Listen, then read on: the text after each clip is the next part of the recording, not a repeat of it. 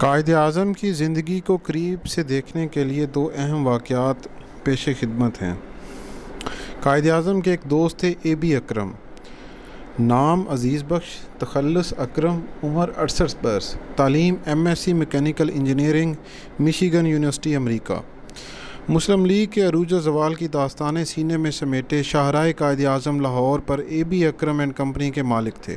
مزاج میں بزرگانہ رکھ رکھاؤ، زبان میں شیرینی، وزاداری کا یہ عالم تھا کہ زندگی بھر لباس تک اسی وضع میں پہنا جیسا کہ اس وقت تھا جب قائد اعظم سے محفلیں جمتی تھیں۔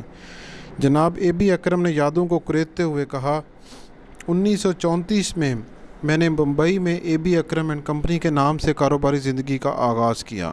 اس وقت مسٹر جناح ولایت میں تھے، میری ان کے ساتھ شناسائی نہ تھی۔ 1935 میں وہ واپس ہندوستان آئے تو اس وقت میں 88 بلکسر اسٹریٹ مالابار بمبئی میں رہائش پذیر تھا اور اس طرح ان کا ہمسایہ تھا۔ میرا ان سے تعارف نہ تھا۔ ایک روز مشترکہ ہندو دوست، نمایاں کاروباری شخصیت گوپل داس مترا داس نے ہمیں ایک دوسرے سے متعارف کرایا اور اس کے بعد ملاقاتوں کا سلسلہ چل نکلا اور اتنی قربت ہو گئی کہ جب 1935 میں مسٹر جناح نے مسلم لیگ میں شامل ہونے کے لیے کہا تو میں انکار نہ کر سکا، حالانکہ میں سیاسی آدمی نہیں تھا۔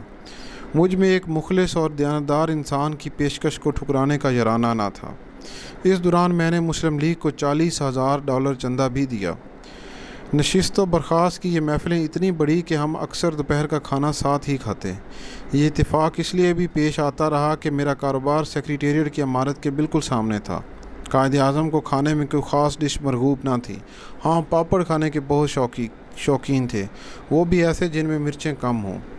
قائد صرف سیاسی زندگی میں ہی بااصول اور نظم و ضبط کے پابند انسان نہ تھے، نجی زندگی بھی بڑی با ترتیب تھی۔ یہ نظم و ضبط ہی تھا کہ ڈھیروں دولت کمانے کے باوجود کوئی اخلاقی برائی ان کے قریب نہ پھٹکی۔ خود تو کسی برائی میں کیا ملوث ہوتے، برے آدمی کو بھی قریب نہ پھٹکنے دیتے۔ جس شخص کے بارے میں معلوم ہو جاتا کہ کسی علت کا شکار ہے، اس سے نفرت کرتے۔ قائد کو بس ایک ہی عادت تھی اور وہ تھی سگار پینے کی۔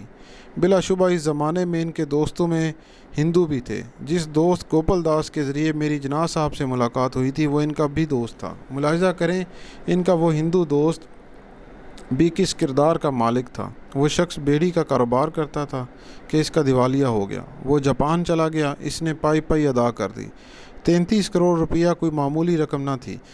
اس شخص کی مثال میں اس لیے دے رہا ہوں کہ آپ کو پتہ چل جائے کہ قائد اعظم کے حلقہ احباب میں اعلیٰ کردار کے لوگ تھے۔ قائد کا کہنا تھا کہ اس نے ڈھیروں دولت کمائی اور جب مرا تو اس زمانے میں 80 لاکھ روپے کا ورثہ چھوڑا۔ ایک اور واقعہ جو رازداں کے قلم سے اخبارات کی زینت بنا۔ رازداں قلمی نام میں وہ لکھتے ہیں، قائد اعظم وقت کے بڑے پابند تھے۔ اس بارے میں کئی واقعات مشہور ہیں، لیکن جو واقعہ میں آپ کو سنانا چاہتا ہوں اس سے بہت کم لوگ واقف ہوں گے۔ مجھے قائد کے ایک جانثار سپاہی نے بتایا کہ قیام پاکستان کے کچھ عرصہ بعد اسٹیٹ بینک کا افتتاح ہوا۔ قائد اس تقریب میں مہمان خصوصی تھے۔ وہ ٹھیک وقت پر تشریف لائے، لیکن کئی وزراء اور سرکاری افسران نے ابھی تک تقریب میں قدم رنجہ نہیں فرمایا تھا۔ ان میں وزیر اعظم لیاقت علی خان بھی شامل تھے۔ اگلی رو کی کئی کرسیاں جو بڑے افسروں اور وزراء کرام کے لیے مخصوص تھیں خالی پڑی تھیں۔ یہ دیکھ کر قائد اعظم کے چہرے پر سرخی سی دوڑ گئی۔ انہوں نے کارروائی شروع کرنے کا حکم دے دیا اور ساتھ یہ بھی فرمایا کہ تقریب گاہ میں موجود تمام خالی کرسیاں اٹھا لی جائیں تاکہ جو حضرات بعد میں آئیں انہیں کھڑا رہنا پڑے، اس طرح انہیں وقت کی پابندی کا خیال رہے گا۔ حکم کی تعمیل ہوئی۔ تقریب شروع ہونے کے تھوڑی دیر بعد ہی جناب لیاقت علی خان تشریف لے آئے۔ ان کے ساتھ چند دوسرے وزراء بھی تھے، لیکن کسی شخص کو ان کے لیے کرسی لے کر آنے یا انہیں اپنی کرسی پیش کرنے کی جرت نہ ہوئی۔ دوسری طرف قائد ملت اور وزیر اعظم کا ظرف بھی یہ تھا کہ کسی کو کرسی سے نہ اٹھایا، بلکہ تقریب کے دوران لیاقت علی خان اور ان کے کئی رفقا کھڑے رہے۔ قائد روانہ ہونے لگے تو ان حضرات نے دیر سے آنے پر بڑی معذرت کی۔ قائد نے کہا، آئندہ پابندی وقت کا خیال کریں۔